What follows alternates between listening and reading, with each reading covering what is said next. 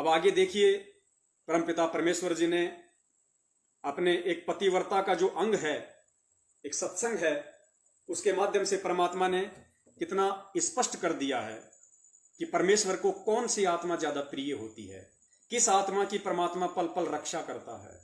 ये पतिव्रता का अंग है। पुण्यात्माओं, ध्यान से सुनना एक एक शब्द परमात्मा का, और जहां आवश्यकता पड़ेगी परमात्मा दास को प्रेरणा करेंगे, दास समझ आएगा कि गुरुदेव इस लाइन के माध्यम से हम भक्तों को क्या समझाना चाहते हैं। अब हम पतिव्रता पद पर पहुंच जाएंगे। जिस पति को अपनी पत्नी पर शंका हो जाती है तो वो उनमें फिर प्रेम नहीं रहता। जिस पति को अपनी पत्नी पे शंका हो जाती है फिर उनमें वो प्रेम नहीं रहता। पुण्यात्माओं, गुरु आदेशों के खिलाफ चलना, हम अपने गुरु जी के दिल में, उनके मन में शंकाएं तो पैदा कर रहे हैं। गुरु का स्पष्ट आदेश है इन मर्यादाओं का पालन करने का, सोना ना पहनने का, घर में भी ना रखने का। और यदि फिर भी हम उस काल को अपने घर में रखते हैं, अपने शरीर पे धारण करते हैं, तो हम क्या कर रहे हैं? हम शंका पैदा कर रहे हैं। गुरु यही सोचेगा कि अब इनको और किस तरीके से समझाऊं, कैसे समझाऊं। जो बताना था वो इनको बता दिया, अब भी अगर इनके दिलो दिमाग में मेरे सत्संग, मेरे वचन नहीं घुस रहे हैं तो मैं कैसे समझाऊं उनको। फिर गुरु और शिष्य में, आत्मा और परमात्मा में, क्योंकि हमारा असली जो पति है इस आत्मा का सतगुरु है, परमात्मा है, फिर वो प्रेम नहीं रहेगा। परमात्मा उस आत्मा की तरफ इतना विशेष ध्यान नहीं देगा। हम जगत का एग्जाम्पल ले लेते हैं। एक पिता की 4 संतान हैं, उनमें से 3 बच्चे उसकी आज्ञा में चलते हैं, एक बच्चा मनमानी करता है, तो परमात्मा उन 3 आत्माओं पर विशेष अपनी कृपा दृष्टि रखता है। कोई खाने पीने की चीज लाएगा तो उन तीनों को विशेष प्यार से खिलाएगा, उन तीनों का विशेष ध्यान रखता है, उनके कपड़े का, लत्ते का, जूते का। और जो मनमानियां करता है उस पर इतना ध्यान नहीं रखता। तो गुरुदेव कह रहे हैं, ध्यान से सुनिए और समझने का प्रयास कीजिए परमेश्वर की प्रत्येक लाइन का। अब पुण्यात्माओं, इतना समय नहीं है, इसलिए दास आपको गुरुदेव के प्रत्येक वचन को गहराई से नहीं समझा पाएगा, लेकिन जहां जहां आवश्यकता होगी कुछ हिंट परमात्मा दास के माध्यम से जरूर दिलवाएंगे।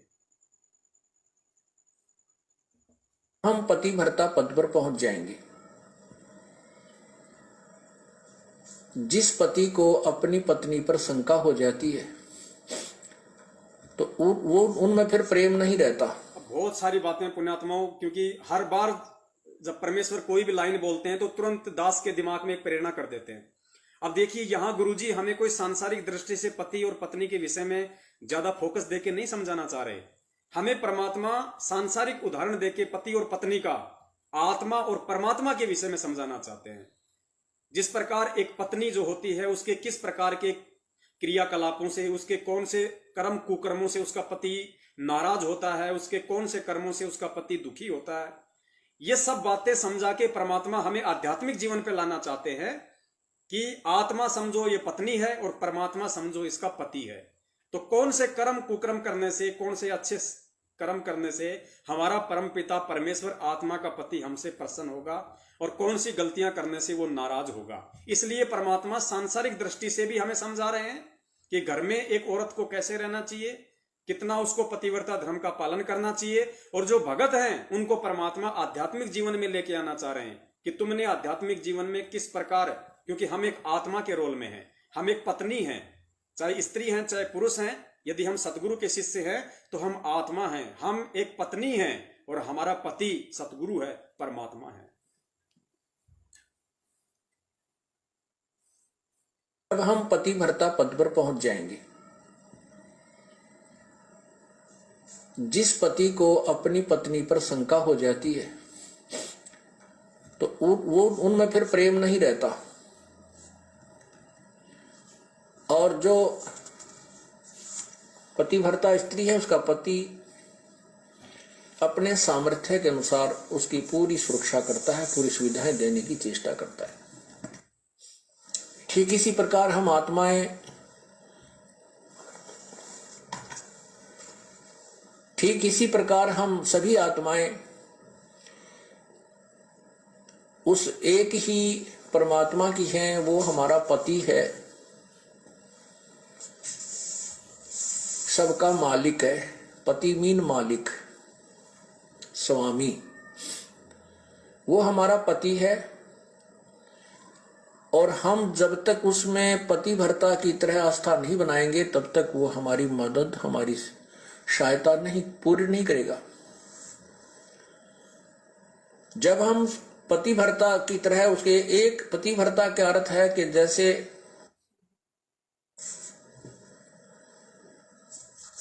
अपने पति के अतिरिक्त किसी भी परपुरुष में आस्था ना हो, चाहे कोई कितना ही खूबसूरत हो, कितना ही धनी हो, चाहे वो कितना ही चटक मटक हो, हमारे मन में दोष नहीं आना चाहिए।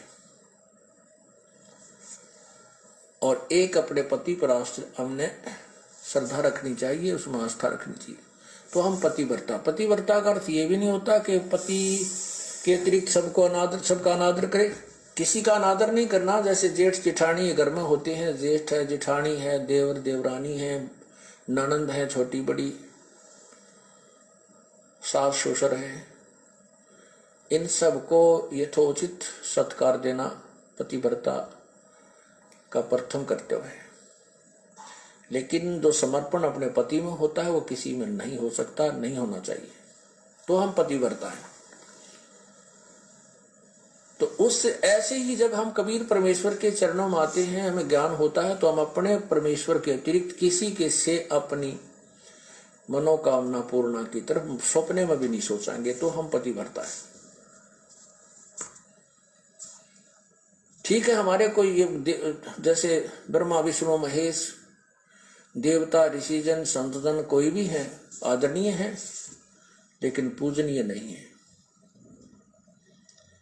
जैसे पतिव्रता को अपना पति पूज्य होता है, उसी से को समर्पण करती है, तो वो समर्पण वो किसी को नहीं कर सकती, लेकिन आदर सबका करती है, वो आदरणीय है। इस भाव से जब हम प्रभु के चरणों में लगेंगे तब परमात्मा हमारी सभी मनोकामनाएं पूर्ण करेगा। देखो, यहाँ परमात्मा हमें दो तरीके से पैरेलल लेके चल रहे हैं, एक तो सांसारिक दृष्टि से और एक आध्यात्मिक दृष्टि से। पति और पत्नी का रिश्ता सांसारिक दृष्टि से, आत्मा और परमात्मा का रिश्ता आध्यात्मिक दृष्टि से। जब इस कदर हम अपने परमपिता परमेश्वर के प्रति, अपने पूज्य गुरुदेव जी के प्रति वो पति वाला भाव रख के, वो पतिव्रता धर्म का पालन करते हुए पूर्णतया समर्पित होंगे, तब वो परमात्मा हमें अपने स्तर का लाभ देगा। अब ये जो भगत भाई बहन जो मर रहे हैं, या जिनके घरों में आपत्तियां हैं, दिक्कत हैं, लड़ाई हैं, झगड़े हैं, ये उन्हीं के साथ में हो रहा है जो पूर्णतया अभी तक सतगुरु के ऊपर आश्रित नहीं है, जिन्होंने अपना तन मन धन ये ज्ञान को आधार बना के अपने गुरुदेव को समर्पित नहीं किया। वो भक्ति भी कर रही हैं, कोई दूसरा आके कह देता है कि चलो मदन पंथ में चलते हैं, वहां शब्द मिलता है, जाते मुंह में ठूंस देगा रसगुल्ला शब्द का, सार शब्द का, तुरंत मोक्ष हो जाएगा। कोई किसी दूसरे साधु संतों के प्रति बोल देता है तो हम उधर भग लेते हैं। बीच बीच में कोई ब्रह्मा विष्णु महेश, कोई देव देवता की पूजा पाठ कहीं होती है रिश्तेदारियों में, हम वहां पे दौड़े चले जाते हैं।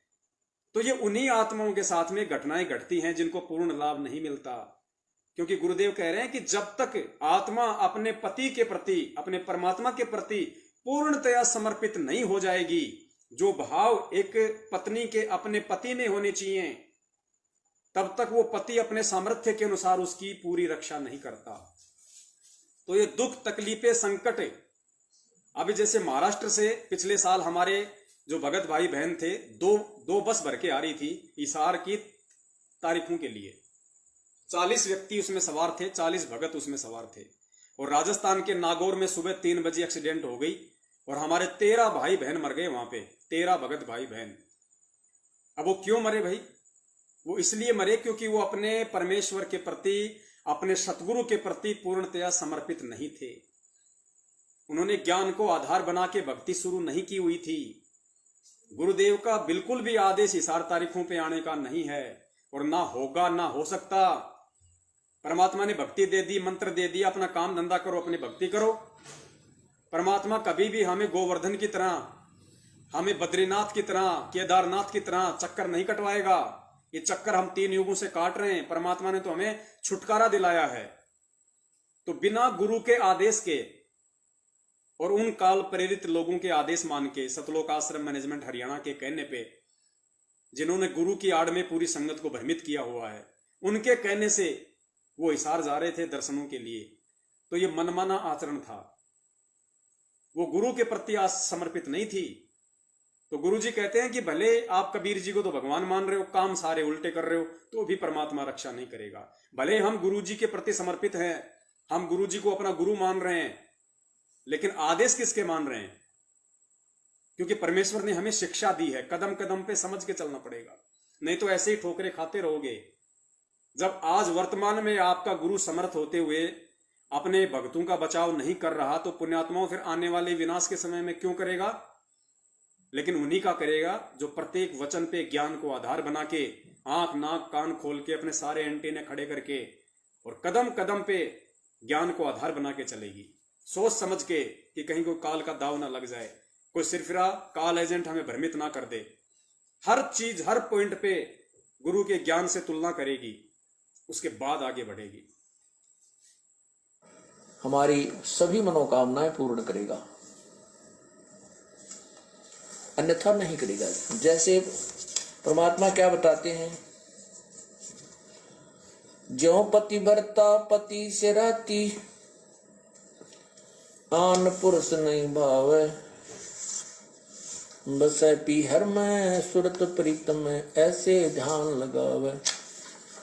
उसके विषय में क्या बताते हैं कि जो जैसे जब पति भरता जमी पर, और जो जो रख है धर है पाँव, और समर्थ झाड़ू देत है कदे ना काटा लग जावे। परमात्मा आपकी कैसे मदद करेगा कबीर भगवान? जब हम पति भरता हो जाएंगे इसके प्रति, किसी भी देवता से, किसी इष्ट से, किसी भी भूत प्रेत से या कोई झाड़े लानियों से हमारी कोई लिंक नहीं रहेगा, बिल्कुल सोचा नहीं सपने में। और फिर इस समर्थ के सहारे हम लगेंगे, तब ये हमें कितने सुख देगा। जब जो पति भरता जमी पर, जो जो धर है पाँव, समर्थ झाड़ू देत है ना काटा लग जावे। जैसे पति भरता स्त्री कहते पानी को चलेगी पानी भरने के लिए, अर्थात अपने जीवन रूपी सफर में वो चलती है आत्मा, जो केवल एक इष्ट पूर्ण परमात्मा कबीर जी पर आश्रित है। उसके जीवन रूपी सफर में, जीवन रूपी रास्ते, यात्रा में, यात्रा के मार्ग में वो परमात्मा समर्थ वक्त। पुण्यात्मा छोटे छोटे पॉइंट है, हमने वो भी साथ में क्लियर करने पड़ेंगे। अब गुरु जी कह रहे हैं कि जो आत्मा अपने एक परमात्मा पे, अपने एक इष्ट के ऊपर, अपने कबीर भगवान के ऊपर पूर्णतया आश्रित होगी। अब सोचिए पुण्यात्मा, आज हम किसके ऊपर आश्रित हैं? हम कबीर जी की फोटो के ऊपर आश्रित नहीं है। आज हम पूर्णतया तन मन धन से किसके ऊपर आश्रित हैं? आज हम पूर्णतया किसके प्रति समर्पित हैं? अपने गुरुदेव के प्रति। और गुरुदेव क्या कह रहे हैं? जब ये आत्मा उस कबीर परमेश्वर के प्रति पूर्णतया समर्पित हो जाएगी, तो पुण्यात्मा आत्मा दो के प्रति तो समर्पित नहीं हो सकती। आत्मा दो के प्रति समर्पित नहीं हो सकती, क्योंकि आपका समर्पण भाव है अपने गुरु में, और गुरु जी कह रहे हैं कि उस कबीर परमात्मा में करो। तो करना तो एक में है ना, दो में तो नहीं हो सकता। आत्मा का तो एक पति है, हमें तो अनन्य भक्ति करनी है, दो की भक्ति तो करनी नहीं। तो ये हमें संकेत जो गुरुदेव दे रहे हैं, ये हमें समझना पड़ेगा कि वो कबीर परमेश्वर खुद हमारे गुरुदेव है। और जब तक हम उस इष्ट में, क्योंकि हमारा इष्ट हमारा गुरु है, हमारा पूज्य हमारा गुरु है, गुरु की पूजाओं में सभी पूजाएं आ जाती हैं।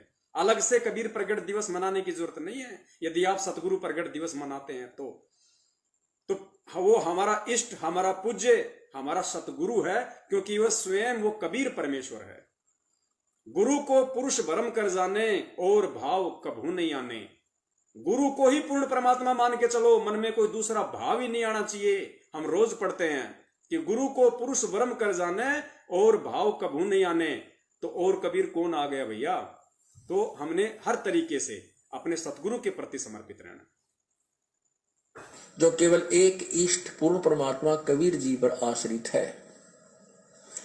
उसके जीवन रूपी सफर में, जीवन रूपी रास्ते, यात्रा में, यात्रा के मार्ग में वो परमात्मा समर्थ भगवान कबीर परमात्मा ऐसे झाड़ू देता है।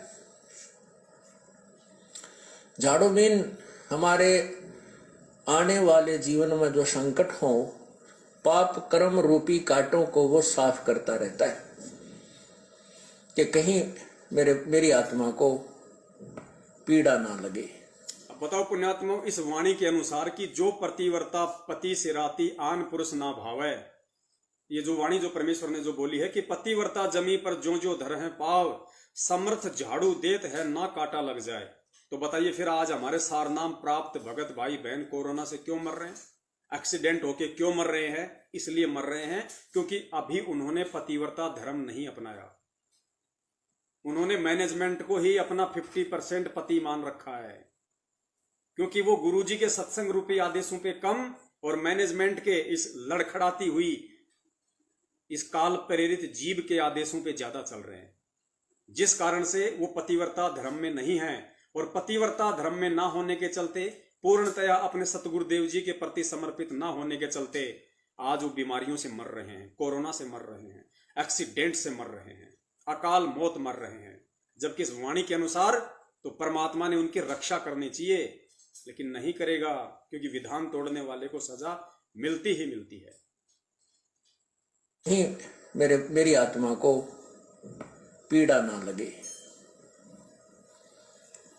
कोई दुख ना हो जाए। अब आपको थोड़ा सा परमात्मा की महिमा सुनाते हैं, पतिव्रता कैसे होनी चाहिए, अर्थात हम प्रभु पर कैसे आश्रित हों। भगत गरीबी सुकर्मी पतिव्रता सो आन उपावन मूल, एक पुरुष से परस है पतिव्रता समतूल। पतिव्रता का निष्कर्ष बताता हूं। आन उपावन मूल, बिल्कुल भी किसी और की पूजा नहीं करे, वो पतिव्रता आत्मा होती है। एक पुरुष, जैसे इसमें दोनों ही पहलुओं पर विवरण दिया है, जैसे स्त्री अपने ही पति एक ही पुरुष पर आश्रित रहे, ऐसे ही आत्मा एक पुरुष यानी एक परमात्मा पर आश्रित रहे, कबीर भगवान पर। जबकि हम तो अपने गुरु पे आश्रित हैं और गुरु कह रहे हैं कि कबीर भगवान पे, तो कबीर कौन है फिर ये हमने समझना पड़ेगा। यही तत्व ज्ञान होता है, यही निष्कर्ष होता है। ऐसी आत्मा एक पुरुष यानी एक परमात्मा पर आश्रित रहे, कबीर भगवान पर। पतिव्रत सुकर्मी सो जानिए, एक पुरुष से रात, निर्दाव निर्भरता ना दूजे से बात। अपने मनोरथ पूर्णा के लिए वो किसी अन्य पुरुष से बात, किसी अन्य भगवान की इच्छा नहीं करती, वो पतिव्रता होती है। गरीबी सवाल सुकन किसको कहे, पतिव्रता सो नार, हुक्म अदूर न मेटे ही सो पतिव्रता पार। देखो कितनी गहराई से बता रहे हैं, केवल यही एक लक्षण नहीं है पतिव्रता का। क्या बताते हैं कि पतिव्रता तो हो गई, अच्छी बात है, लेकिन पति कहता है वहां नहीं जाना और वो वहां अवश्य जाती है। पति कहता है ये काम नहीं करना और उसको करती है। देखो पुण्यात्माओं, कितना गहरा संकेत दिया परमात्मा ने। हमारे पति हमारे गुरुदेव, और गुरुदेव ने सन 1994 से 2014 तक हमें ये आदेश दिए हैं कि भगत को राजनीति से दूर होना चाहिए, भगत को ये आरक्षणबाजियों से दूर रहना चाहिए, धरने प्रदर्शनों से दूर रहना चाहिए, भगत ने कुपात्रों को दान नहीं देना चाहिए, भगत ने सोना धारण नहीं करना चाहिए, भगत ने लड़ाई झगड़े नहीं करने चाहिए। और पुण्यात्माओं, पिछले 7 वर्षों में इन चंद सत्सेवकों को छोड़ के और कितने प्रतिशत वो भगत आत्माएं हैं जो अपने गुरुदेव की इस वाणी के अनुसार, इस सत्संग के अनुसार चल रही है।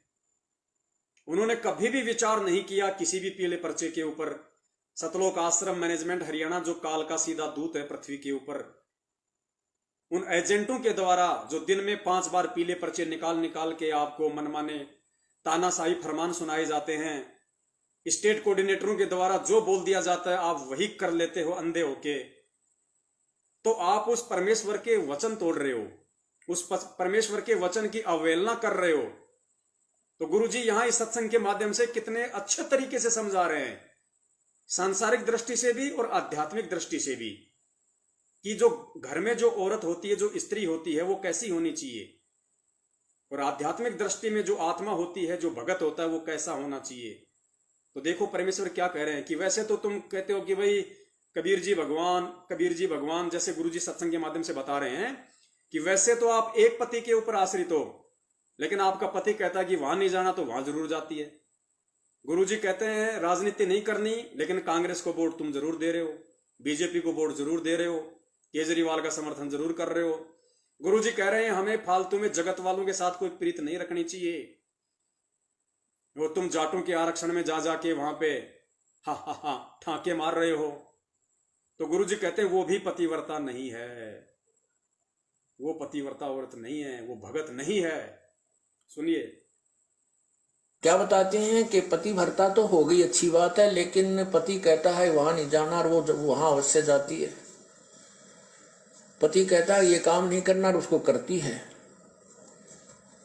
तो वो भी पूर्ण पतिव्रता नहीं है। इसमें यही समझाना चाहे, जैसे हम संत आपको आदेश देता है गुरुदेव के बेटा चोरी नहीं करना, बीड़ी नहीं पीना, मांस नहीं खाना, सिनेमा नहीं देखना, ब्याज नहीं लेना, और आप वैसे तो कभी परमात्मा के अतिरिक्त किसी को नहीं मान रहे हो और ये मर्यादा पालन कर नहीं रहे, तो भी आप पार नहीं हो। कितनी बड़ी बात।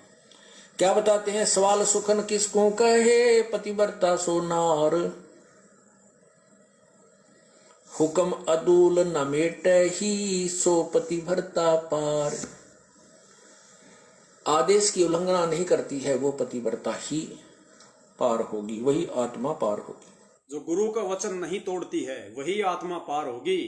तो पुण्यात्माओं, पिछले 7 वर्षों से 70% संगत जो सतलोक आश्रम मैनेजमेंट हरियाणा के तानाशाही फरवारों पे दिन रात चल के गुंडू की सीबीआई जांच का समर्थन करके, सीबीआई जांच के लिए उनको 5-5 लाख रुपए का राजस्थान के अजमेर में चेक देके, जाटों का जाट आरक्षण में समर्थन करके 5 लाख का एक बार, 16 लाख का एक बार चेक देके, नगद देके, ये सारे विधान तो तोड़ रखे हैं, गुरु के वचन तो ऑलरेडी तोड़ रखे हैं उन लोगों ने। और फिर कहते हैं हमारे गुरुजी, हमारे गुरुजी, हमारे गुरुजी। तुम्हारे गुरुजी नहीं है भाई। गुरुजी किसका है वो गुरुजी बता रहे हैं।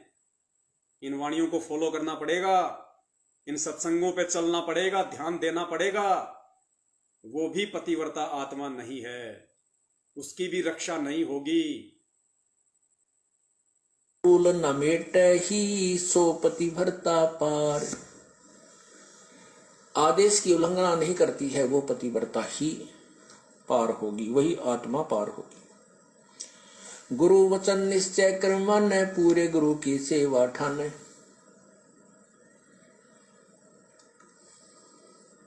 भाई जो गुरु वचन पे डट गे, कट गे फंद 84 के, कट गे फंद 84 के, कट गे फंद 84 के। भाई जो गुरु बचन पर डट गे, कट गे फंद 84 के। वस्तु मिली ठोड़ की ठोड़, मिट गी मन पापी की दौड़। वस्तु मिली ठोड़ की ठोड़, मिट गी मन पापी की दौड़। भरम मिटे मुथरा काशी के, भरम मिटे वो मुथरा काशी के। भाई जो गुरु वचन पर डट गे, कट गे फंद 84 के। अब जो गुरु की आज्ञा का पालन करते हैं, सत साधना करते हैं, फिर उनको वस्तु मिल जाती है जिसकी तरफ में वो घूम रहे थे। फिर वो मथुरा में भगवान रहता है, वहां परिक्रमा देने से भगवान मिलता है, वृंदावन जाने से मिलता है, काशी। पुण्यात्मा, प्रत्येक बात में संकेत है। अब गुरु जी कह रहे हैं कि जब आपको सत भक्ति मिल जाती है, सत मंत्र मिल जाते हैं, फिर ये मथुरा काशी के चक्कर छूट जाते हैं कि मथुरा में भगवान है, काशी में भगवान है। लेकिन तुम्हारे को इस काल एजेंट सतलोक आश्रम मैनेजमेंट हरियाणा ने इस भगवान की प्राप्ति के बाद भी कभी मुंडका में चक्कर कटवाए, कभी सिंहपुरा में चक्कर कटवाए, कभी हिसार की तारीखों पे चक्कर कटवाए, कभी जाटों के आरक्षण में चक्कर कटवाए, कभी आनंदपाल सिंह की सीबीआई जांच में चक्कर कटवाए। तुम्हारे को मथुरा काशी तुम्हारा हिंडोला बना के रखा इन लोगों ने। अरे भगवान मिल गया था, गुरुजी मिल गए थे, मंत्र दे के चले गए थे, सत्संग दे के चले गए थे, मर्यादा दे के चले गए थे। फिर ये मथुरा काशी की तरह ही मुंडका फुंडका में चक्कर काटने की तुम्हें कहां जरूरत थी? इन जाट आरक्षणों में जगत वालों के साथ में बैठ के उनके नाजायज बातों के समर्थन में तुम्हें कहां आवश्यकता थी जाने की? तो इस काल प्रेरित लोगों ने, मैनेजमेंट वालों ने, ये मुंडका, सिंहपुरा, भिवानी, जिंद, ये मथुरा काशी हैं, तुम्हारे घुटने तुड़वाए इन्होंने और आज भी तुड़वा रहे हैं। समय रहते समझ जाओगे, अच्छी बात है। फिर वो मथुरा में भगवान रहता है, वहां परिक्रमा देने से भगवान मिलता है, वृंदावन जाने से मिलता है, काशी में भगवान है। कहते ये भ्रम हमारे फिर सब मिट गए। घट ही में गंगा, घट ही में यमुना, और घट ही में है जगदीश। तुम्हारा गुरु, तुम्हारा परमात्मा तुम्हारे साथ में है। ठीक है, जब गुरुजी जेल से आ जाएंगे तो हम उनके दर्शन के लिए जाएंगे ना आश्रम में, हम उनके सत्संग सुनने के लिए जाएंगे ना, जहां भी गुरुजी आएंगे। लेकिन आज क्यों वृंदावन, मथुरा, काशी, केदारनाथ की तरह अपने पैर तोड़ रहे हो फालतू में? लेना जाना कुछ नहीं है, मिलना कुछ भी नहीं है, सिवाय भक्ति, धन और पैसे की बर्बादी के।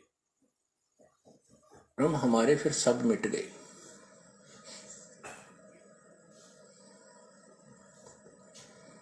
उसी के ऊपर यहां कहा है,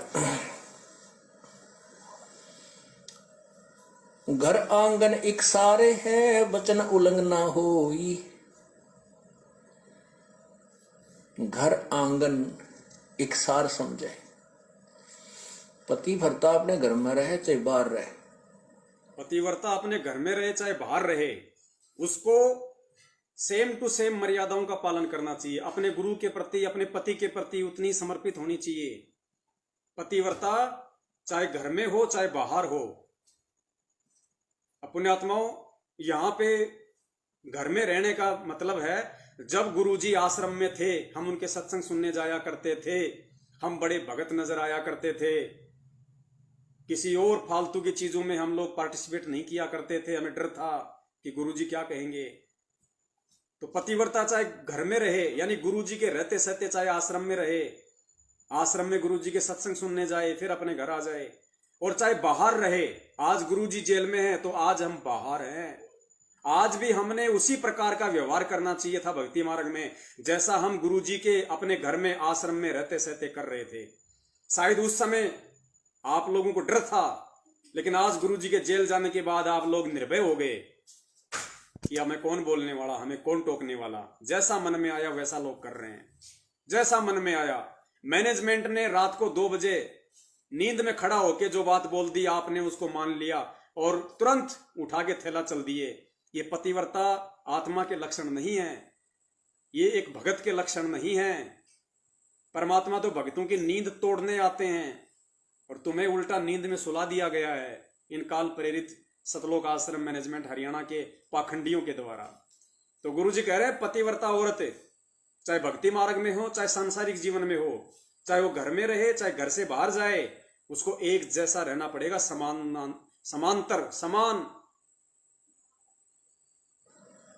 उसके आव भाव, उसका चलना बैठना उठना बोलना ऐसा ही रहे जैसे वो घर में रहती है। बाहर भी एक जैसा ही व्यवहार करे और वचन उल्लंघन ना करे। घर आंगन एक सारे है, वचन उल्लंघना होई। आन खसम से ओ लेने, पतिव्रता है सोई।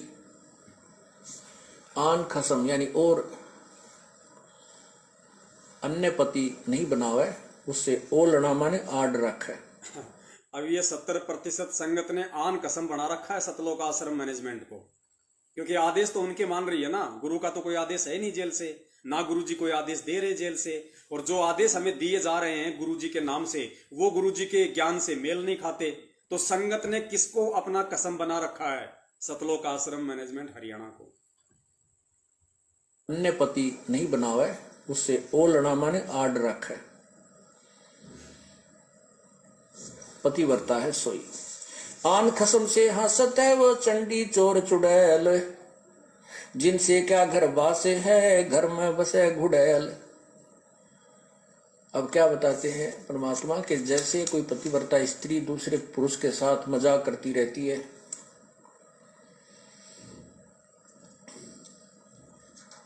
तो उससे दुर्भावना पूर्ण करती है, तो उसमें दोष है।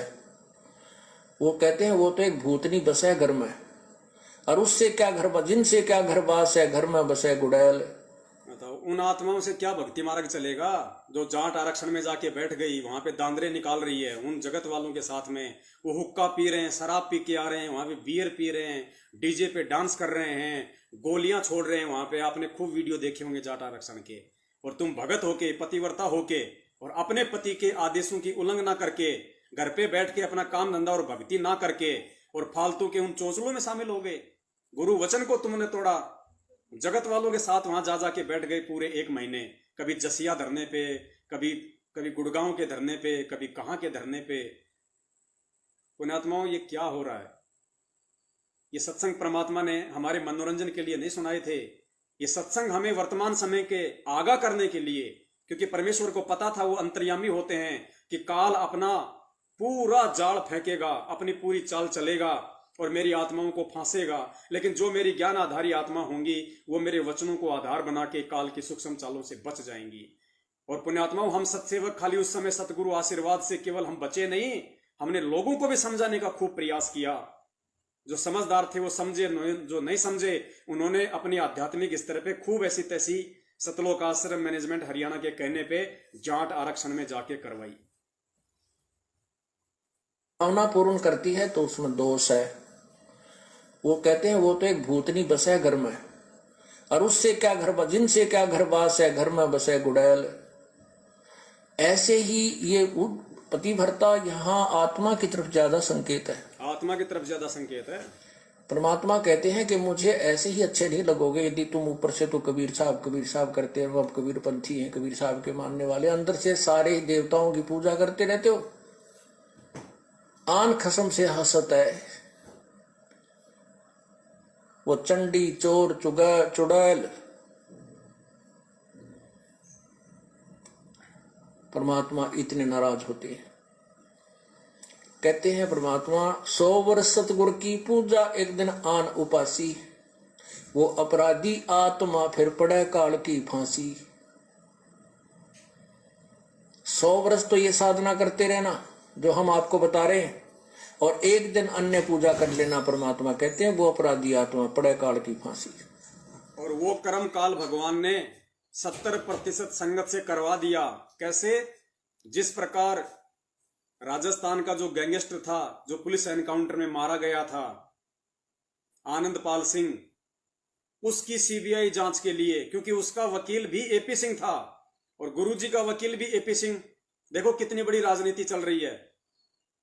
उस आनंदपाल सिंह के समर्थन में एपी सिंह ने मैनेजमेंट से बात करके और बेचारे भोले भाले भक्तों को एक गुंडे व्यक्ति की सीबीआई जांच के समर्थन में खड़ा कर दिया, जबकि हमारा सपने में कोई लेना देना नहीं होना चाहिए उनके साथ। और अजमेर जो राजस्थान था, वहां पे रैली थी करणी सेना की, राजपूतों की। उसमें राजपूत तो मुश्किल से 500 आए और भगत वहां पे 10,000 पहुंच गए। और वहां पे क्या होता है, हमारे राजस्थान के जोधपुर के एक लक्ष्मण दास जी एलडी, वो भी जाति से राजपूत, और वहां पे उसको खड़ा कर दिया भामाशाह बना के मैनेजमेंट ने, और 5 लाख रुपए का चेक वहां पे वो करणी सेना के अध्यक्ष सुखदेव सिंह गोगामेडी को दे रहा है। अब बताओ पुण्यात्माओं, जगत वालों को 5 लाख रुपए तुम भक्तों का देगा, अब सुखदेव सिंह गोगामेडी कौन सा उसके हलवे बना के खिलाएगा? वो उड़ाएगा उल्टे कामों में, उल्टे कुकर्मों में, शराब पार्टी में, पिकनिक पार्टी में। और उसी मंच से, उसी रैली में तुम भक्तों से भवानी के नारे लगवाए गए, जय भवानी के नारे लगवाए गए। जो उस रैली में थे उन सबको पता है। तो तुम्हारे से मर्यादा तुड़वाई गई। तो तुमने 100 वर्ष तो सतगुरु की पूजा की और एक दिन आन उपासी, वो अपराधी आत्मा फिर पड़े काल की फांसी। यही तो काल की सूक्ष्म चाल होती हैं। वो आमने सामने की लड़ाई नहीं लड़ता, वो इसी तरीके से विश्वास में लेके तुम्हें भ्रम में डालेगा और तुम्हारे से मर्यादा खंडित करवाएगा। और यही कारण है कि आज सतगुरु उन आत्माओं की रक्षा नहीं कर रहा, क्योंकि आज भी वो आत्माएं उसी मैनेजमेंट के पीछे लगी हुई हैं। जबकि उनको चाहिए कि वो गुरुदेव से अपने समस्त गलतियों की क्षमायाचना करे और इन कुकर्मी व्यक्तियों का तुरंत साथ छोड़ दे और सत्सेवकों के साथ में साध संगति से जुड़े, तो परमेश्वर बचाव करेंगे, अन्यथा नहीं करेंगे। क्योंकि परमात्मा कहो या सतगुरु कहो, वो सत्य के साथ रहता है और सत्य के साथ वर्तमान में इस मूर्खों की भीड़ वाली संगत में केवल परमेश्वर के सत्सेवक बच्चे ही चल रहे हैं। फिर पड़े काल की फांसी। 100 वर्ष तो ये साधना करते रहना जो हम आपको बता रहे हैं, और एक दिन अन्य पूजा कर लेना, परमात्मा कहते हैं वो अपराधी आत्मा, पड़े काल की फांसी। तो ऐसी गलती क्यों करेंगे हम? तब करेंगे जब हम ज्ञान नहीं सुन पाएंगे और ज्ञान उस दूसरे ज्ञान के लोगों से हम ज्यादा संबंध रखेंगे तो वो हमें विचलित कर डालेंगे। अब वो दूसरे अज्ञान के लोग थे जो करणी सेना वाले थे, जो राजपूत सेना वाले थे, वो कौन से गुरुजी के भगत हैं? एपी सिंह कौन सा गुरुजी का भगत है? ठोक दिया तुम्हारे को एपी सिंह ने। वो वकील, वो पैसे का लालची, स्टेज पे खड़ा होके 1.5 फुट की जुबान निकाल के लंबे लंबे भाषण फेंक देता है, गुरुजी की महिमा अनाप शनाप बोल देता है, उसके अंदर कुछ है, बाहर कुछ बोल रहा है, भगत तालियां बजा देते हैं। ये मूर्खता वाले काम है, मूर्खता वाले काम। और उस वकील ने, उस काल प्रेरित व्यक्ति ने तुम्हारे को मैनेजमेंट से बात करके, और उसका जो क्लाइंट था आनंदपाल सिंह, जिसका वो मुकदमा लड़ रहा था, एक तरफ तो गुंडे का मुकदमा लड़ रहा है, एक तरफ संत का मुकदमा लड़ रहा है। पुण्यात्माओं, कब समझोगे फिर आप? कब ये काल का दोगला चरित्र, जो दोगला चेहरा आपके समझ में आएगा? और ठोक दिया आप लोगों को वहां पे जगत वालों के साथ। तो गुरुजी कहते हैं हम ऐसी गलतियां तब करेंगे जब हम इस ज्ञान को आधार ना बना के और उन अज्ञानियों से ज्यादा संबंध रखेंगे। तो आप तो जगत वालों के संबंध में थे भाई। मैनेजमेंट सबसे बड़ा अज्ञानी, सबसे बड़ा मूर्ख, सबसे बड़ा अज्ञानी, सतलोक आश्रम मैनेजमेंट हरियाणा, काल का एजेंट, जिसने आपको विश्वास में लिया और फिर आपसे वो कुक्रम करवा डाले 7 वर्षों में, जो परमेश्वर की मर्यादाओं के निकट भी नहीं है। और ज्ञान उस दूसरे ज्ञान के लोगों से हम ज्यादा संबंध रखेंगे तो वो हमें विचलित कर डालेंगे। यहाँ जींद के अंदर एक रमेश जैन भक्त है, अब भी हमारा सेवक है वो। उसकी पत्नी को दौरे पड़ते थे, दमा था। ध्यान से सुनना ये कहानी। उसकी पत्नी को दमा था, उसकी एक लड़की को दौरे पड़ते थे, 2 जुड़वा बच्चे थे, वो बहुत बीमार रहते थे। महीने में 2-2, 3-3 हजार रुपए का उनका डॉक्टरों का, मेडिकल का खर्चा होता था। एक भक्त ने उनको समझाया कि आप हमारे गुरुदेव से उपदेश लो, कभी परमेश्वर की शरण में आओ, आपके सब झंझट मिट जाएंगे। काफी कुछ कहने से उन्होंने मान लिया, और फिर वो टर्म एंड कंडीशंस भी बता दी उसको कि ये नहीं करना आपने। जब तो उन्होंने मान लिया, ठीक है हम तो बहुत दुखी हो गए हैं, इनको पूजा करते करते और साधनाओं से हमारी दुर्गति हो रही है, तो हम क्या करेंगे, हम नहीं पूजेंगे उनको। उन्होंने उपदेश ले लिया। उपदेश लेने के बाद उस बहन के 2-4 महीने तक कोई दमा नहीं, लड़की का दौरे पड़ा करते, उसका कोई दौरा नहीं, बच्चे स्वस्थ हो गए। वो तो इतनी खुशी मनाई, ओहो हे भगवान, भगवान मिल गए हमें। तो परमात्मा कहते हैं पर्वत पर्वत में फिरा, कारण अपने राम, राम जैसे संत मिले जिन सारे सब काम। अब क्या हुआ कि उसने वो 3-4-5 महीने के बाद ये गुग्गा पीर का दिन आ गया, गुग्गा नौमी आ गई। उसकी पड़ोसन आई, कहने लगी है कमलेश, और गुग्गा की पूजा नहीं करी तूने? वो बोली ना हम ना करा कर, हमने छोड़ दी, मारे तो जो ना गुरु का नाम ले लिया। वो किसी और पंथ से संबंधित थी, वो दूसरी लड़की जो बहन आई उसके पास, वह कहने लगी नाम तो हमने ले रखा है पर पूजा सारी करनी चाहिए ना, तो ये नाश कर देंगे उनका, फलाना करना ना। वो अपने पंथ के उसके विषय में बताने लगी कि ऐसे उसने हमारे पंथ का है कि उन्होंने ये पूजा छोड़ दी थी, उनका एक का बेटा था वो मर गया, अब तो वे सारी पूजा करते हैं और भी वो भी करने लग गए। तो वह डर गई कि कदे भाई सतयुगा पीर दुखी कर दे। उसने वो पूजा पाजा अपनी कर दी। पूजा कर दी तो अगले दिन वो लड़की तो दौरा पड़न लग गया। उस कमलेश ने सांस नहीं आवे, दमा हो गया न्यू का न्यू, और दोनों लड़कों की तबीयत खराब। अब उस सेठ लाला जी को पता नहीं था रमेश को क्या गड़बड़ कर रही है नालायक। वो घर पे आया और वो कहा ऐसा स्थिति फिर होगी। उसने उस भगत से संपर्क किया कि भाई मारा तो फिर होगी वह बात, कोई फायदा नहीं हुआ। वो बोला भाई ऐसे कैसे हो सकता, तो 4-5 महीने तेरे ऊपर ऐसा मेहर बख्शी है, आज कैसे नहीं हो सकती है, कैसे मानूं मैं तेरी बात, अब देख ले चाल। वो दोनों आगे, वो दोनों आगे तो क्योंकि हमें पता है कि परमात्मा की मर्यादा भंग होने से ही काल प्रवेश कर जाता है। या तो सीता के चारों तरफ जो लक्ष्मण ने रेखा खींची थी ना, ये लक्ष्मण रेखा समझ लेना मर्यादा भगवान की, और इसको तोड़ते ही या दुर्गति शुरू हो जाएगी, तो सीता की हुई थी। अब वो राम कोई बवड़ा नहीं था जो लक्ष्मण ने ये कहा तू या तो आइए मत, भूल कर भी रावत इसको चारों तरफ ये मंत्र। अर्थात गुरुजी कोई बावड़े नहीं थे जो 27 वर्षों से इतना तत्व ज्ञान दे के और हमें इतनी मर्यादा बता के लक्ष्मण रेखा में बांध के हिसार झेल गए। पागल नहीं थे, मूर्ख नहीं थे, लेकिन हम सीता की तरह ज्यादा शाणे बन गए मैनेजमेंट के पीछे लग के, और सारी लक्ष्मण रेखाओं को हमने लांग दिया। तो काल क्या करेगा, पकड़ के हाथ डाल के कंधे पे ले जाएगा, और इसको तोड़ते ही या दुर्गति शुरू हो जाएगी, तो सीता की हुई थी। अब वो राम कोई बवड़ा नहीं था जो लक्ष्मण ने ये कहा तू या तो आइए मत, भूल कर भी रावत इसको चारों तरफ ये मंत्र पढ़ कर या रेखा खींच देना। अब सीता अपने आप में सियाणी बन गई। जब रावण आया एक साधु का भेष बनाकर भिक्षा मांगने लगा, तो सीता ने कहा कि आ जाओ महात्मा जी, ले जाओ भिक्षा ले जाओ। अब जो ही वो निकट आया उस रेखा के, तो उसमें लपट निकली। रावण 10 कदम दूर खड़ा हो गया। तो उसने कहा कि माई भिक्षा देनी है तो बाहर आकर दो, नहीं तो हम नाराज हो जाएंगे, ये कर देंगे। इसमें तुमने पता नहीं क्या मंत्र पढ़ रखा, ये मुझे आगे नहीं आने दे रही। अब सीता जी ने सोची कि बिजली पड़े साधु तो है, 1 मिनट में देकर आटा डालकर वापस आ जाऊंगी।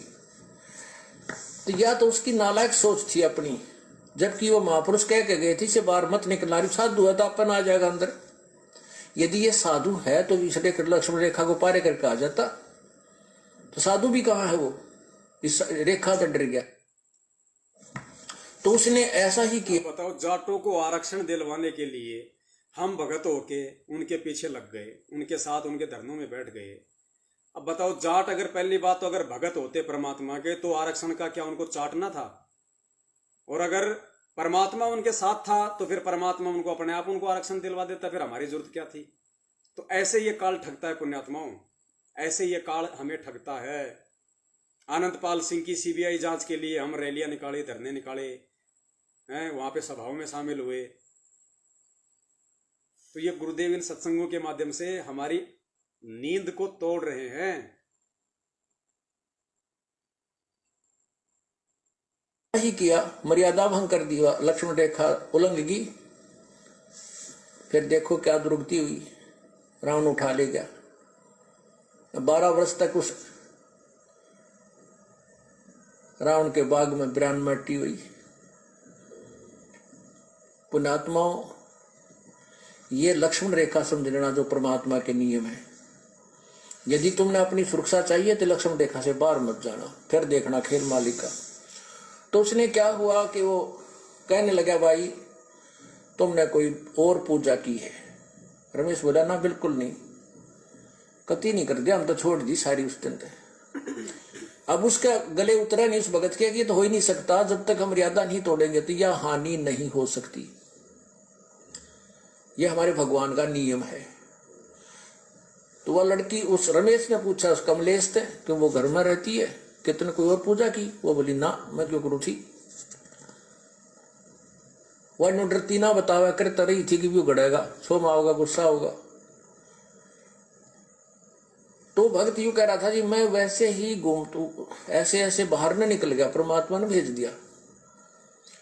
तीसरा दिन था वो, जैसे आज गुग्गा नवमी थी, 10वीं न उनकी ब्रह्मटी होगी, एकादशी को वो वहां गया।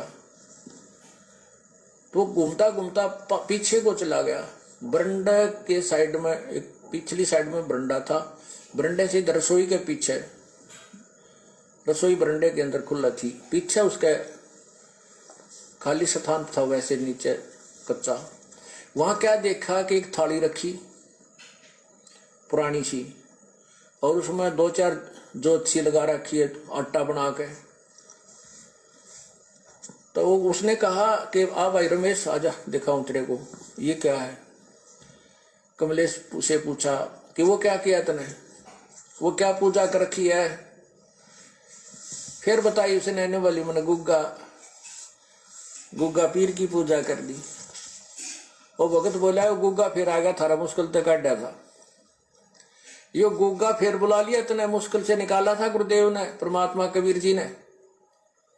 पुण्यात्माओं, कितना गहरा संकेत है। उस भगत ने पूछा अपनी पत्नी से कि ये तूने किस चीज की पूजा कर रखी है, यो क्या कर रखा है। तो उसने कहा जी यो तो मैंने गुग्गा पूज रखा है, गुग्गा की पूजा कर रखी है, गुग्गा की।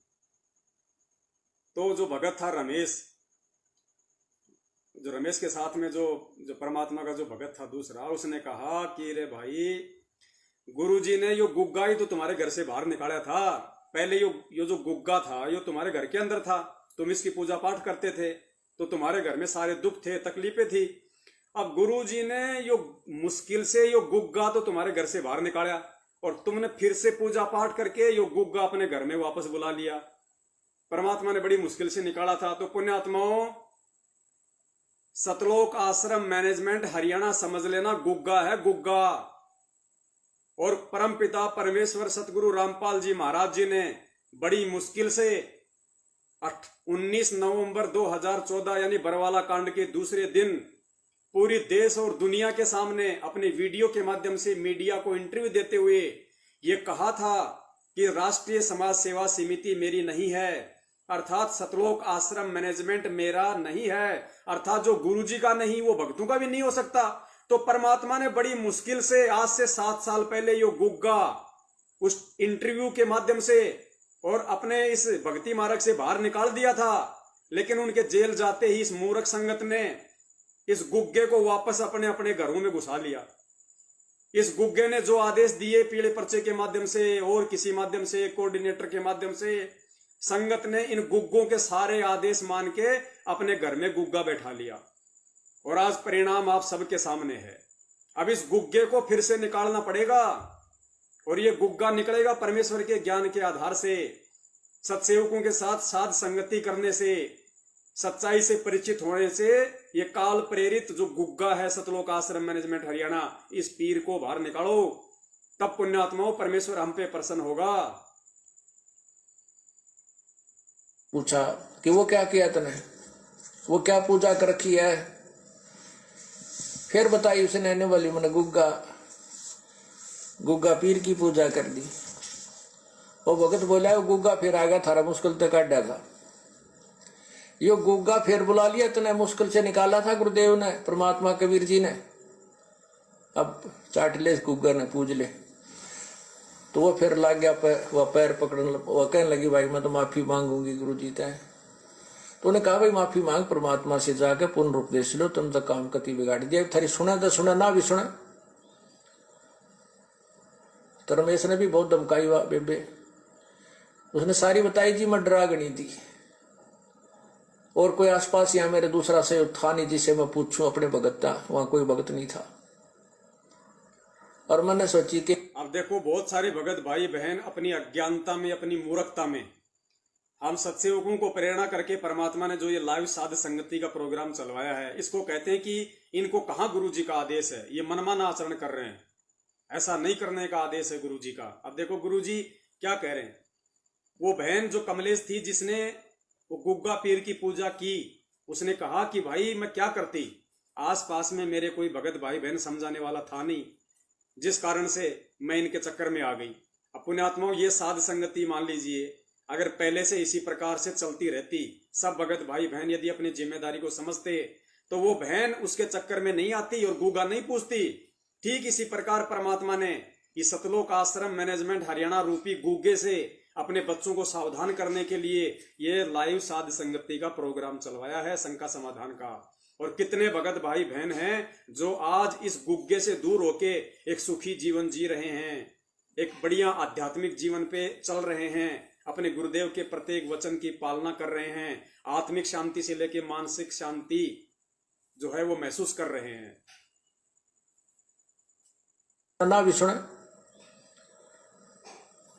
तरमेश ने भी बहुत धमकाई हुआ बेबे, उसने सारी बताई जी, मैं डरा गई थी। और कोई आसपास यहाँ मेरे दूसरा से था नहीं जिसे मैं पूछूं अपने भगत था, वहां कोई भगत नहीं था। और मैंने सोची के बिजली पड़ा है, दो बत्ती ला दूंगी, गुग्गा भी राजी हो जाएगा। इन गुग्गा राजी कर तो हम ब्रांड माटी करवा रहे हैं। हाँ, इस मैनेजमेंट रूपी गुग्गे को राजी कर करके तो 70% संगत आज अपनी ऐसी तैसी करवा रही है। आज अकाल मौत मर रही है इन गुग्गों को राजी करके। अरे हमने एक ही परमात्मा राजी करना, हमने गुग्गे को राजी नहीं करना। गुग्गा जाए बाढ़ में। तो अपने भगत था, वहां कोई भगत नहीं था। और मैंने सोची के बिजली पड़ा है, दो बत्ती ला दूंगी, गुग्गा भी राजी हो जाएगा। इन गुग्गा राजी कर तो हम ब्रांड माटी करवा रहे हैं। हमने एक ही, ये आपके स्टेट कोऑर्डिनेटर, जिला कोऑर्डिनेटर, फर्जी नामदान संचालक, ये गुग्गे हैं, गुग्गे। इन गुग्गों से जितना सावधान रहोगे परमात्मा के उतने नजदीक रहोगे। हमने गुग्गे राजी नहीं करने। बत्ता वहां कोई भगत नहीं था। और मैंने सोची के बिजली पड़ा है, दो बत्ती ला दूंगी, गुग्गा भी राजी हो जाएगा। इन गुग्गा राजी कर तो हम ब्रांड माटी करवा रहे हैं। हमने एक ही प्रभु को प्रसन्न करना है। एक साधे सब सदे, सब साध्य सब जावे, माली सींचे मूल को वो फले फूले अगावे। एक ही साधने से, एक ही पूजा करने से जड़ की तो पौधा परिपक्व बड़ा हो जाता है, वृक्ष बन जाता है, फिर आम के फल लगते हैं। यदि हम टहनियों की तरफ से उसको गाड़ कर जमीन में लाकर बैठ जाएं, उगाकर, तो सभी पौधा ही नष्ट हो जाएगा। अर्थात शास्त्र विरुद्ध साधना करने से हमारा भक्ति रूपी पौधा बर्बाद हो जाएगा। तो क्या बताते हैं, 100 वर्ष सतगुरु की पूजा, एक दिन आन उपासी, वो अपराधी आत्मा फिर पड़े काल की फांसी। तो पुण्यात्मा फिर आए मेरे पास। जब हम छुड़ानी से जाते रहते थे, हमारे गुरुदेव भी छुड़ानी जाते थे। वो केवल इसलिए जाते थे कि वहां भक्त आते हैं, उन भक्तों को समझाया जा सकता, वो भ्रमित हैं सभी, वो यथार्थ ज्ञान से परिचित नहीं है। फिर उसके बाद हमारा उनसे मन मुटाव बन गया, क्योंकि गुरुजी शरीर त्याग कर चले गए थे सतलोक, और छुड़ाने वाले की जो क्रियाएं थी वो शास्त्र विरुद्ध थी, सदग्रंथ के विरुद्ध करते थे। हम जनता को सच्चाई बताते थे तो उनकी दुकान बंद होने के कागार पर आ गई। ये सेम टू सेम सतलोक आश्रम मैनेजमेंट हरियाणा वर्सेज सतसेवकों की कहानी है। जिस प्रकार गुरुजी कहते हैं कि पहले हम छुड़ाने जाते थे, क्योंकि हमारे गुरुजी भी जाते थे, क्योंकि वहां पे लोगों को समझाया जा सके। लेकिन फिर हमारे गुरुजी सतलोक चले गए, शरीर छोड़ गए। छुड़ाने वालों के साथ हमारा मनमुटाव हो गया, क्योंकि वो शास्त्र विरुद्ध पूजा पाठ करते थे, परमात्मा के वचनों के विरुद्ध चलते थे। हमारी उनसे बनी नहीं। फिर हमने अपना अलग से करोथा आश्रम खोल लिया। ठीक इसी प्रकार पुण्यात्माओं, जब तक गुरुजी थे हम सब साथ साथ थे आश्रम में। जैसे ही हमारे परमात्मा, हमारे गुरुजी जेल गए, उसके बाद से इन लोगों से हमारी नहीं बनी, क्योंकि ये लोग उन छुड़ाने वालों की तरह अपना मनमाना आचरण संगत में करने लग गए और करवाने लग गए। ये राजनीतियां, आरक्षणबाजी, दान धर्म लेना, ज्योति पाठ का पैसा खाना, ये सारे कुक्रम इन्होंने शुरू कर दिए। तो जिन कारण से हमारी इनके साथ नहीं बनी, तो हमने अपना सत्सेवक नाम से अलग ग्रुप बना लिया। हम परमेश्वर के मर्यादित भक्तों को उसमें जोड़ने लग गए, सत्य का प्रचार करने लग गए। सेम टू सेम कहानी आज हमारे साथ हो रही है। हर चीज परमेश्वर के सत्संगों से ही आपको मिलेगी।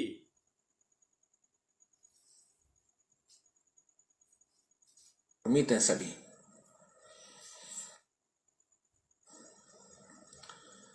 हमारे गुरुदेव भी छुड़ाने जाते थे, वो केवल इसलिए जाते थे कि वहां भक्त आते हैं, उन भक्तों को समझाया जा सकता, वो भ्रमित हैं सभी, वो यथार्थ ज्ञान से परिचित नहीं है। फिर उसके बाद हमारा उनसे मन मुटाव बन गया, क्योंकि गुरुजी शरीर त्याग कर चले गए थे सतलोक, और छुड़ाने वाले की जो क्रियाएं थी वो शास्त्र विरुद्ध थी, सदग्रंथ के विरुद्ध करते थे। हम जनता को सच्चाई बताते थे तो उनकी दुकान बंद होने के कागार पर आ दी, जैसे मैनेजमेंट की। इसलिए उन्होंने हमें, हम नहीं सुहाए तो हमने अपना अलग से करौथा में आश्रम बना लिया, हमने साध संगति शुरू कर दी। तो उस समय जब वो हम वहीं जाते थे तो थोड़ी ही संख्या में भक्त होते थे। 1995 की बात है ये। उसने फिर पुनर्उपदेश लिया, माफी मांगी कि जिंदगी में नहीं करूंगी। उसके बाद वो नाम दोबारा लिया, उसके बाद आज तक वो सभी सोचते हैं। बोलो सतगुरुदेव की।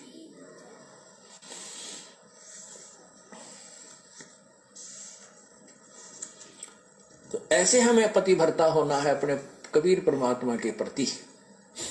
गीता जी अध्याय नंबर 13 के श्लोक नंबर 10,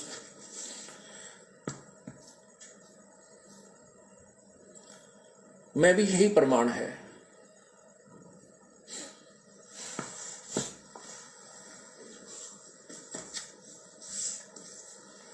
उसमें लिखा है कि अव्यभिचारिणी जो भक्ति करते हैं, जी अध्याय नंबर 13 का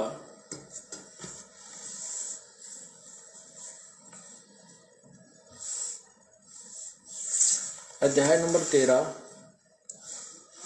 और ये मंत्र नंबर 10 श्लोक नंबर 10, अव्यभिचारिणी भक्ति, भक्ति अव्यभिचारिणी। मुझको मई माने मेरी होती है, मुझ, ये ब्रह्म कह रहा है कि मुझको अनन्य योग द्वारा अव्यभिचारिणी भक्ति तथा एकांत और शुद्ध देश में रहने का स्वभाव विषाक्त मनुष्यों के विषाक्त समुदाय में प्रेम न होना, ऐसे 13 में लिखा, 11 में है मेरी भक्ति करे तो भी अव्यभिचारिणी करनी है। व्यभिचारिणी होती है जो एक व्यभिचारिणी लड़की उसको कहते हैं जो अपने पति के अतिरिक्त अन्य पुरुषों से संपर्क करती है, जिसको वैश्या की दर्जा दिया जाता है। तो यहाँ कहते हैं अव्यभिचारिणी भक्ति द्वारा मेरी भक्ति करे, और फिर तत्व ज्ञान के द्वारा, जो कि जब हम ब्रह्म की साधना किया करते हैं तो भी हमने उस पर आश्रित रहना पड़ता है, और फिर ऐसे ही सिमिलरली हम पूर्ण परमात्मा की जिस भी इष्ट की हम साधना करते हैं उसके प्रति हमें ऐसी श्रद्धा रखेंगे तो ही वो हमें लाभ देता है, कोई भी हुआ चाहे। तो यहाँ क्या बता रहा है कि आगे देखो, 11वें में कहा कि अध्यात्म ज्ञान में नित्य सतित तत्व ज्ञान के अर्थ रूप परमात्मा को ही देखना, यह सब ज्ञान है, और जो इससे विपरीत है वह अज्ञान है, ऐसा कहा है।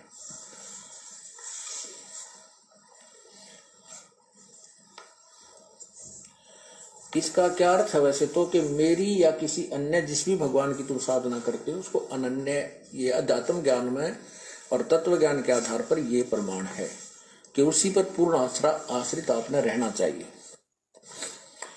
अव्यभिचारिणी भक्ति से ही परमात्मा प्राप्ति होती है, इसका ये अर्थ है। तो क्या कहते हैं, आन खसम से हंसत है वो चंडी चोर चुड़ैल, जिनसे क्या घर बास है वो घर में बसे घुड़ैल। एक पुरुष अपना सही दूजा आन अनीत, अपने पति से राती ये और शिला सब भीत। सुकर्मी घर में रहे पतिव्रता सोनार, आन पुरुष से प्रीतड़ी ना रखिए घर बार। अब आपको भी संदेश दे रहे हैं परमात्मा कि जो स्त्री आपके अतिरिक्त किसी अन्य में आस्था रखती है तो वो घर में रखने योग्य नहीं है। और यह इसी प्रकार परमात्मा कहते हैं जो मेरे अतिरिक्त किसी अन्य देवता को पूजेगा तो मैं भी उसको अपने घर में अपनी शरण में नहीं रखूंगा। ये आपको दोनों तरीके बता रहे हैं। अब क्या बताते हैं, जो पतिव्रता हो जाती है, सत्साधना करते हैं, पतिव्रता सुनी नहीं, कहते हैं फिर वो सुनी नहीं है, उसका रखवाला परमात्मा भगवान है। पतिव्रता सुनी नहीं, रखवाले हैं राम, कल्प वृक्ष करुणामयी वो चौकी आठों याम। पतिव्रता यानी सत एक भगवान के ऊपर आश्रित जो पुण्यात्मा है वो पतिव्रता की तरह लगी हुई है। कहते हैं फिर वह सुनी नहीं है, उसके रखवाले हैं राम, पल पल पर मदद करेंगे।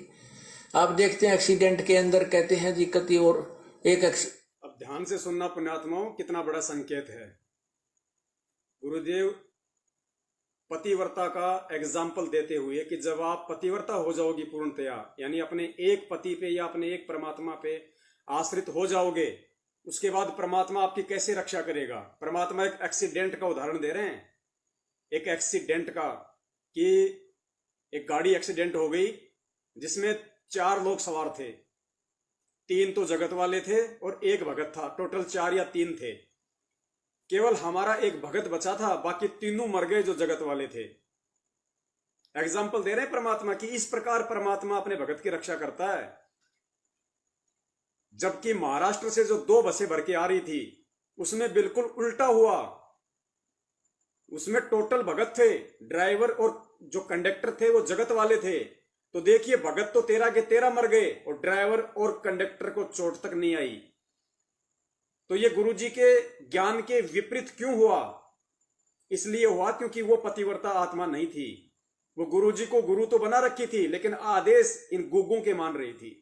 सुनना गुरुजी के मुख से ये घटना और फिर विचार करना कि महाराष्ट्र वालों को क्यों नहीं बचाया। आज जो कोरोना से मर रहे हैं उनको परमात्मा क्यों नहीं बचा रहे। जो शुरू से बचपन से जो गुरुजी के साथ रह रहे हैं उनको भी परमात्मा ने नहीं बचाया। एक 30 साल का लड़का धर्मेंद्र नाम का, करोथा का, अभी कुछ दिन पहले कोरोना से मरा है, अकाल मृत्यु को प्राप्त हुआ है। परमेश्वर ने क्यों नहीं बचाया?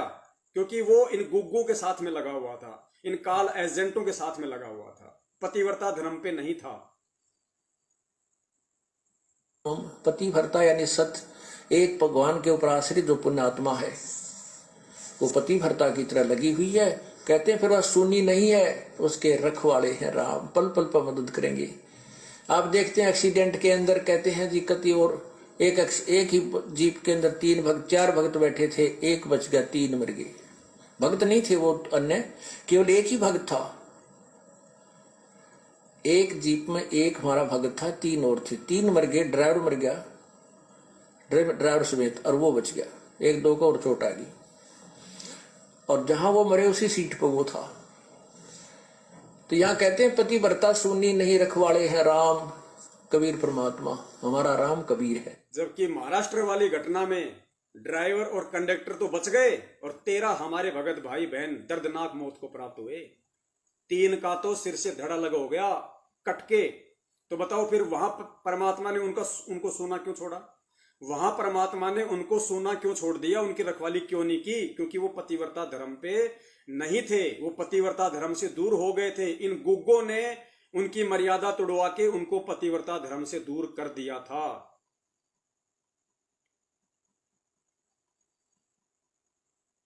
और चोट आ गई। और जहां वो मरे उसी सीट पर वो था। तो यहां कहते हैं पतिव्रता सुनी नहीं, रखवाले हैं राम, कबीर परमात्मा, हमारा राम कबीर है।